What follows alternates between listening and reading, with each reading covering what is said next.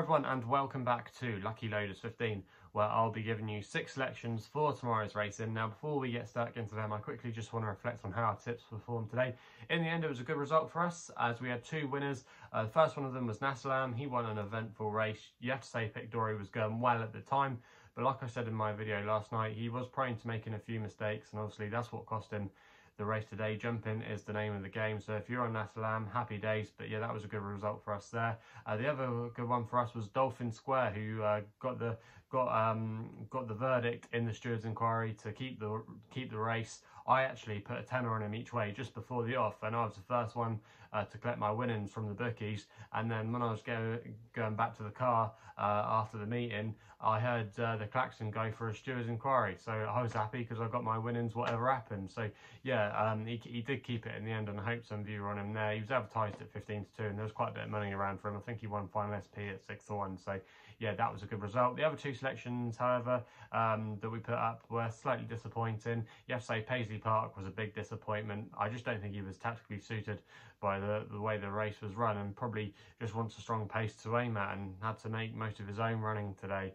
So yeah, he's going to be a hard one to have with confidence next time out, and it'll be interesting to see what they do with him moving forward. The other selection we put up was Solo, who to be fair actually did run all right. He finished in 2nd place, but I think you needed to be on the front end today. You don't want to be too far back over the chase course. It was suiting a lot of horses that were ridden prominently today. So yeah, Solo, maybe that just went against him because the winner not available just made every yard in the end and was a very tough nut to crack. But Solo, he ran a perfectly solid race, but just wasn't good enough on the day to get past the game not available. But on the whole, it's been a good day. 2 winners, and fingers crossed we can take that form into tomorrow's racing. So like I said at the top of the video, 6 selections for tomorrow's racing. I fancy quite a few tomorrow, and we're going to be going to Newbury for the first one of them. In the first race on the card there, the 12:10 for the nap of the day, getting it out of the way early.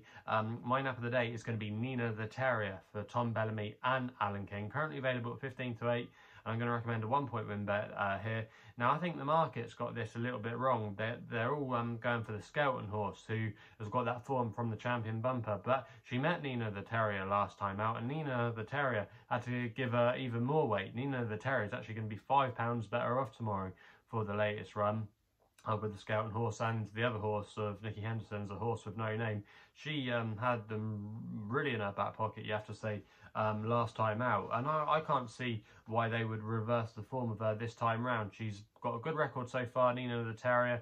She's free over hurdles, and she was a smart bumper horse, and I just think she could have potentially a lot more to offer moving forward. Arguably she might want 2.5 miles if you look at her pedigree, but yeah, I think she'll win this race tomorrow. She's 15 to 8.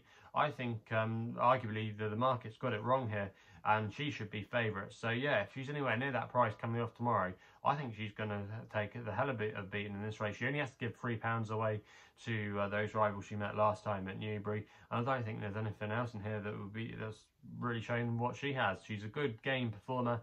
I just think she could be a tough nut to crack, and fingers crossed she can make it 4 out of 4 over hurdles tomorrow afternoon. I think it's just a short and sweet one with her. I think she's got really solid credentials, and at 15 to 8, I think she does represent a little bit of value there. We then move to our next selection, which runs at Newbury in this Peter O'Sullivan handicap chase, and I'm going to go here with Killer Clown for Tom Bellamy and Emma Lavelle, currently available at 9 to 2. You can get 5 places of that price at with SkyBet with the 5 places there at 9 to 2, and I'm going to recommend a 0.5 each way selection. I know some of you don't like betting 9 2-shots each way, but you're basically getting your money back if it places, and in the long-term game, if you're going to be backing 9 2-shots each way and they're placing, you're kind of keeping your losses down, to be fair to you, basically getting your money back. And if you kept doing it time and time, you're gonna lose less money than if you just back them to win on the nose and they place. So yeah, Killer Clown I think does have really solid credentials tomorrow. I think we'll go very close in this race.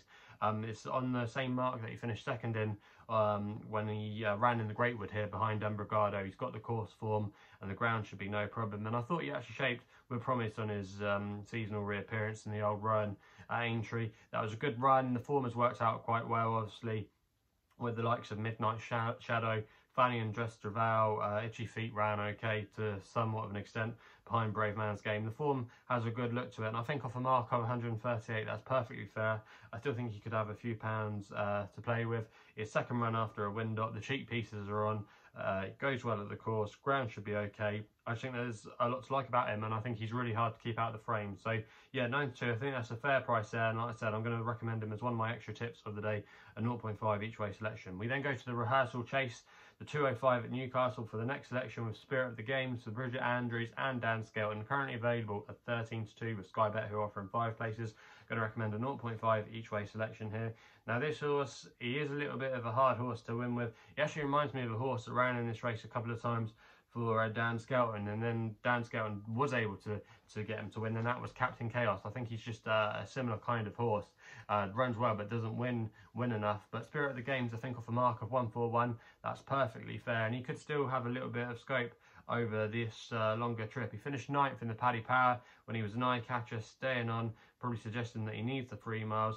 And to be fair, like I say, off a mark of 141, I think there's some scope there. He ran in the Roland Merrick chase last year, which is actually a race that's worked out not too badly off a £7 higher mark. I think the race will suit him tomorrow as well. There's quite a bit of pace on in here. I hope I isn't up there fighting it out in the finish tomorrow, because he is a horse that I love, and I normally back him every single time he runs, and it's one of those situations when you're not on him, he'll probably win. But yeah, I think Spirit of the Games here, he's got a lot of things in his favour. He's down to a good mark. I think he's got a bit more to come over the trip. He shaped well on a couple of occasions this season. I wouldn't be at all surprised if this has been the target, and I think he's got really solid credentials and off a nice low racing weight. Bridget Andrews gets on very well with him. I think he's going to go fairly close in that race. We then go to the 2:18 at Doncaster for the next best, and that is Ecco for Bryony Frost and Paul Nicholls, currently available at 10-3. Going to recommend a 1-point win bet here. Now this horse was actually promoted to win a race here over this course and distance last season when he finished second behind Nicky Henderson's Glen. That was a bit of a funny race how it worked out, but yeah, Ecco, I think he's got a good chance in this race tomorrow. I don't think it's the strongest looking race on paper, and off a mark of 133, I think that's a fairly workable mark. He's showed some good efforts off this mark in the past. He finished second at Kempton last season. He finished third off a similar mark as well, behind Buzz, who is a horse that could be a big player in the Stayers this year. I just think he's got solid credentials to go well in this race. He's an uncomplicated ride. He normally is ridden prominently, and I think he's going to have a big say in this race tomorrow. And I think at 10-3, that's not a bad price there. It could arguably be a little bit short in my opinion. He can go well fresh as well. Yeah, I think he's got really solid credentials in that race tomorrow. And yeah, he's going to be my next best of the day. I think he'll go fairly well. We then go to my long shot in the 3 o'clock, the Ladbrokes Trophy. I think you have to have a long shot play in this race. Now, I think Terrier is the most likely winner, and I was thinking about putting him up if he was around about a 9-2 chance. But the fact he's gone in around about 10-3, I just think he's a little bit short, really, to be putting up as a tip. But I'll probably well back him myself. But I think there's one in here that stands out to me that's gone under the radar, and that is Cloudy Glen for Charlie Deutsch and Venetia Williams. Currently 28-1 with SkyBet, who are offering a mighty 7 places. So I think that's quite a good each way bet for this race. The yard are going well at the moment. Obviously, they had Fanny and Drestraval win today in a hat canter. The yard are going at a 29% strike rate, and I think the key to Cloudy Glen is catching him fresh. Now, he won off the mark last year of 134 when he won fresh, winning the Southern National at Fontwell, and then after that he had a couple of duck eggs next to his name. But like I say, he'd had probably a harder race than what it looked in that Southern National, and like I say, he's just a horse that I think needs a little bit of time between his races. He still showed that he retains ability as well, because he ran an absolute blinder in the Kim Muir at 33-1 when he finished behind Mount Ida, and that form doesn't look too bad. Mount Ida has made a good start to the season. So off a mark of 140, the same mark he finished second off in the Kim Muir, I think he's got a good chance in this race, and I think the key to him could be fresh. He's won or fresh before, other than his start last year, or if he hasn't won, he's finished second. So I do think that the key to him is fresh. He's pretty versatile ground-wise. There could be some rain around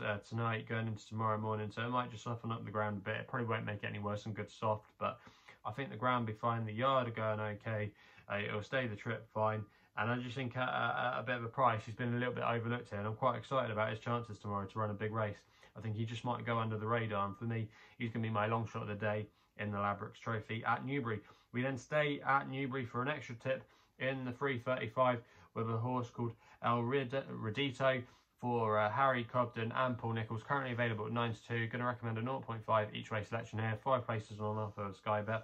Now this horse finished third in a race at Newton Abbot that's worked out very well, and I've been going on about this little race a few times.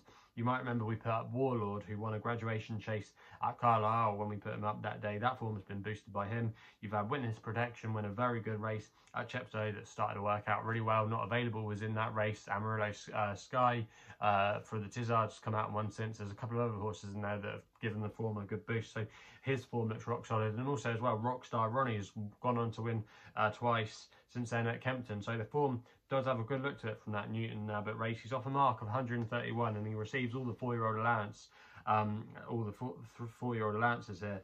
I just think he's got really solid credentials. Paul Nicholls is more than capable with these 4-year-olds of getting them ready over fences. I think he could maybe land a little bit of a gamble tomorrow. I think he could go off a little bit shorter. I think he's got solid credentials in this race to run a big race, and I think he could come on from that run at Newton Abbot and go fairly close. He won it a couple of years ago as well. Actually, had a big bet when he won with Magic Saint in this race a couple of years ago when he just got up in the closing stages, beating Bundoran. So it is a race that he's done well in the past, and I just think, yeah, this horse with all the weight allowances, a good form from Newton Abbot. I think he's still a bit of value there at 9 to 2, and that's why he's going to be my final tip of the day. So they're the 6 selections for tomorrow's racing. Let me know in the comments below what you're going to be backing. Let me know as well what you'll be backing in the Ladbrokes Trophy. Also as well, if you're still enjoying these videos, remember to hit the thumbs up button and subscribe here to my YouTube channel at LuckyLoader15. If you want to follow me on social media, Twitter is the place to do so, where my handle is at LuckyLoader15. And if you want to find out a little bit more about myself, my website is www.chrisloaderracing.co.uk. So please gamble responsibly. Hopefully we can have some winners for you tomorrow, and we'll be seeing you soon.